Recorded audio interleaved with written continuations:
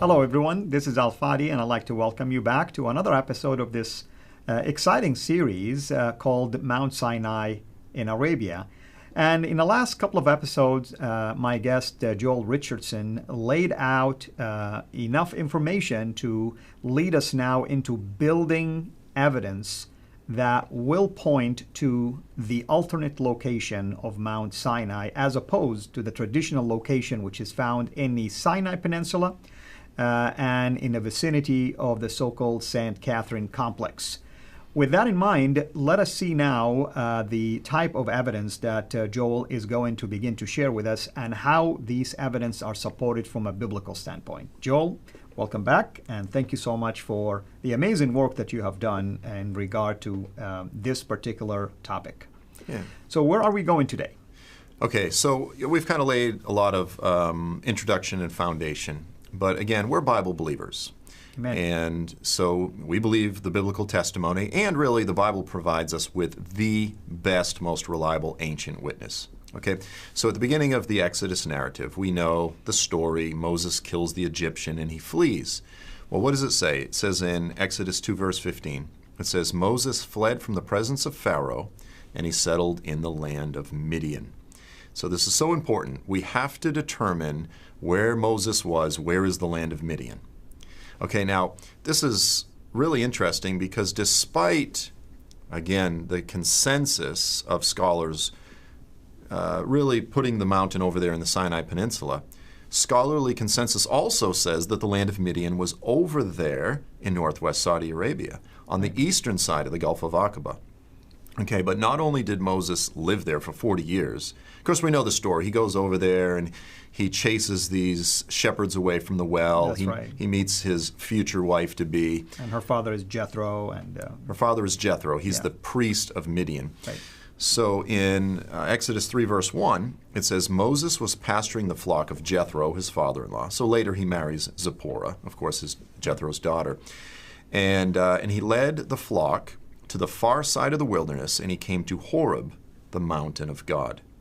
Now, let me just interject here real quick. So this translation, I'm not even sure which translation I'm using here. It says the far side of the wilderness. Some translations will say the western side of the wilderness. And that's a bit misleading, and here's why.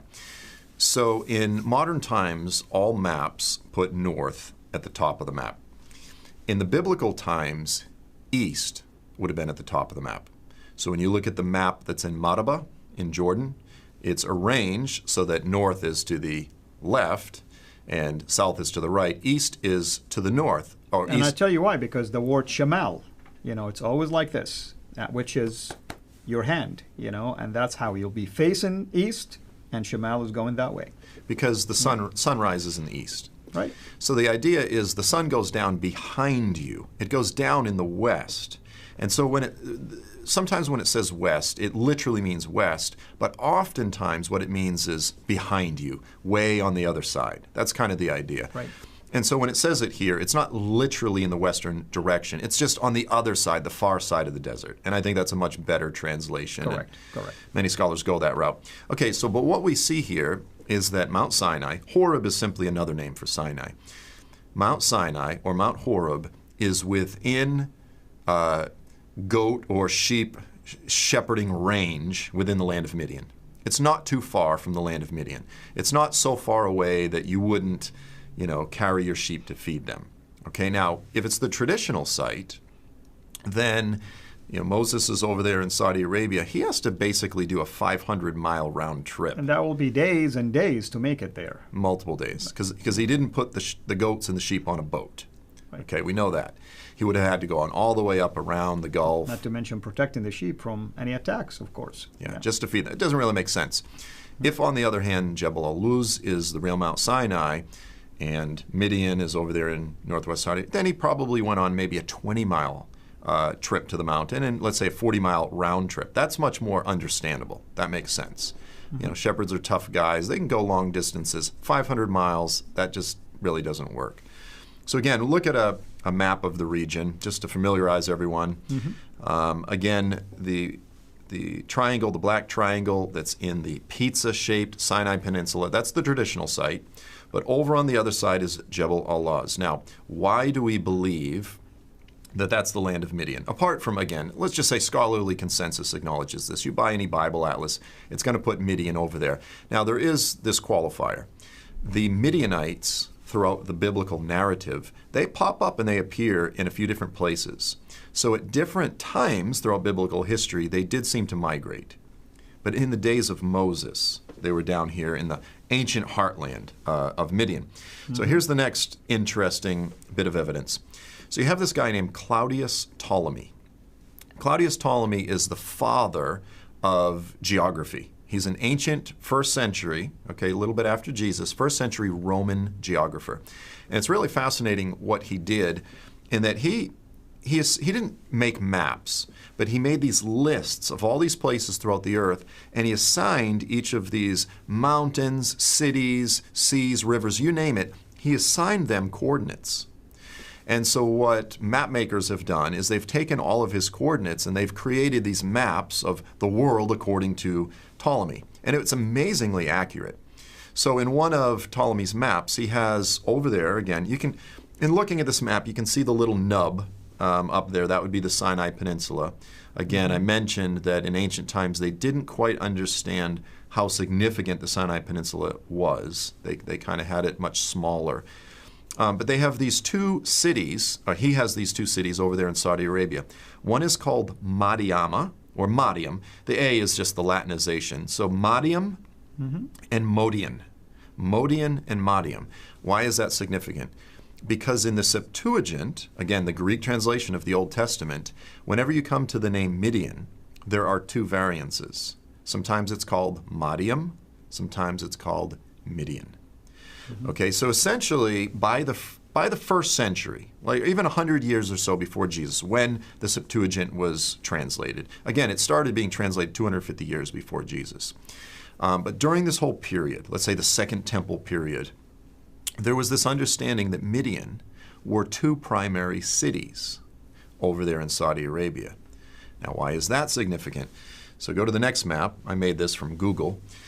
And you have, when you go there, because again, you can just look at a Google map and you think, well, Moses could have lived anywhere, until you go there and you realize that you have these two towns. And that's important, by the way. You go there and you went there. Right. So you're not using just Google Map and you've never been there. Right.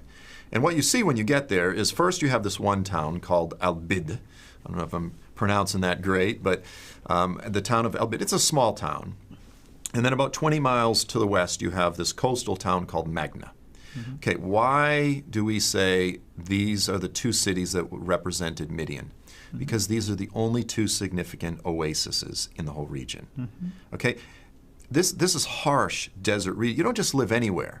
And second, not only is Al-Bad a significant oasis, but it's on the ancient Arab caravan route. It's on the highway. Yeah, by the way, if I'm hearing you say Al-Bad, that's Arab. From an Arabic standpoint, it could also mean the beginning, the starting point of something. Okay, yeah. But now get this. This is really fascinating because, again, today Christians will say, "Well, there's no evidence that this is the real Mount Sinai." I go, "Really?" That's not the case at all, because the other name for Al-Bid in Arabic is Muga al-Shu'aib, which Magharat Shu'aib. Muga al-Shu'aib. Yeah, so which is the cave of Elijah, I believe. No. Jethro. Jethro, I'm sorry. Yeah. So Shu'aib is essentially the Quranic name for Jethro. For Jethro, exactly.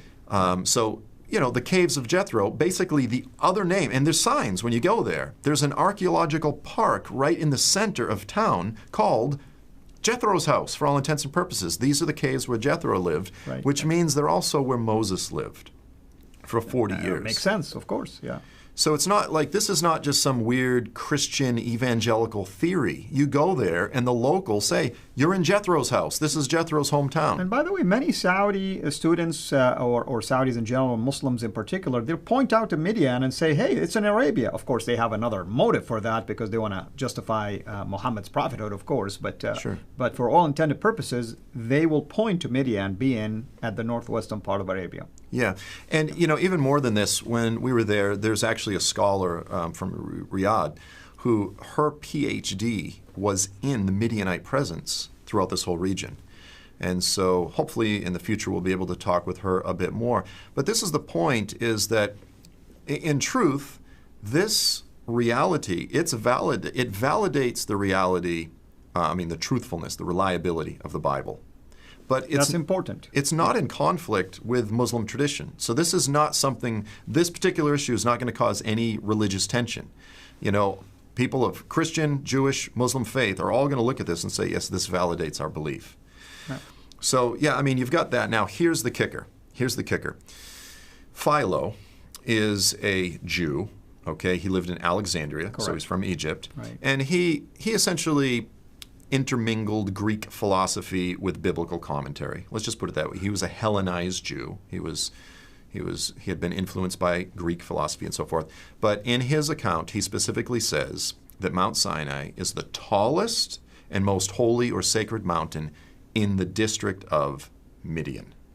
Okay, we already know where Midian is. Philo says Mount Sinai is the tallest mountain in the land of Midian.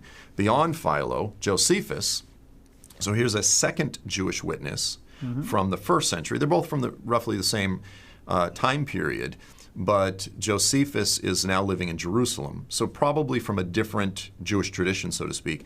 He also says this. He says, now Moses, when he had obtained the favor of Jethro, he stayed there in Midian, and he fed his flock. Sometime afterward, taking his station at the mountain called Sinai, he drove his flocks there to feed them. This is the highest of all the mountains thereabout. So you have these two nearly identical statements that Mount Sinai is in the region of Midian and it's the tallest mountain in the region. Well, again, we know where Midian is. We know that Roman geography placed Midian over there in Saudi Arabia. And we know that the tallest mountain in that region is Jebel Aluz. So here you have this ancient Jewish tradition that there is no other mountain. Of all the candidates, there is no other mountain that has an ancient Jewish tradition going back all the way to the first century, arguably, if you include the testimony of the Septuagint, going back to hundreds of years before Jesus. There's not a single other mountain that has any ancient Jewish testimony connected to it. Well, as a result of this Jewish testimony, the Christians maintained it. And so all the way up until the 4th century, despite Justinian building St. Catherine's, you have Eusebius, the great church historian, as well as Jerome, the Latin translator. They both also identify Mount Sinai as over there in Saudi Arabia. So you have this Jewish tradition that was carried on by the Christians right up until the 4th century. Then it starts disappearing, again, because of what Justinian did. But here's what's fascinating, is that who preserved this tradition? The Muslims. And so in the 7th century, a few hundred years later, Muhammad comes along and then his successors. And what did they find? But Muslim historians talk about finding these Christian monks up there in the mountains praying up in the region of Jebel Aluz.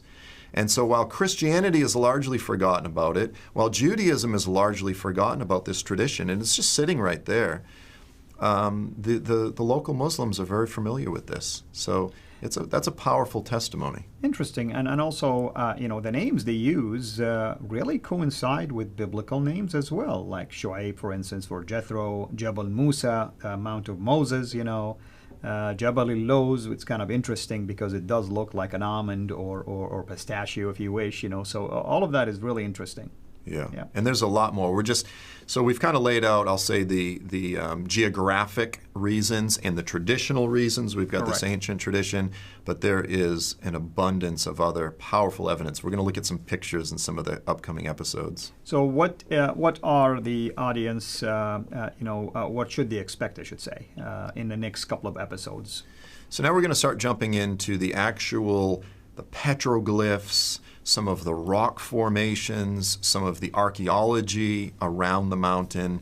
And when it all adds up, it's a really compelling, and I mean, it's stunning. It's stunning. Let's just put it this way. And to see the pictures itself is impressive. Exactly. But to go there and see it in real life is life-changing. It's that powerful. Absolutely. Thank you, brother. And thank you, everyone, for joining us in another episode of Mount Sinai in Arabia, this new video series. And hopefully you're enjoying these episodes that we have already released. Continue to interact with us. Send us your comments and your questions. Until we meet again, have a blessed day.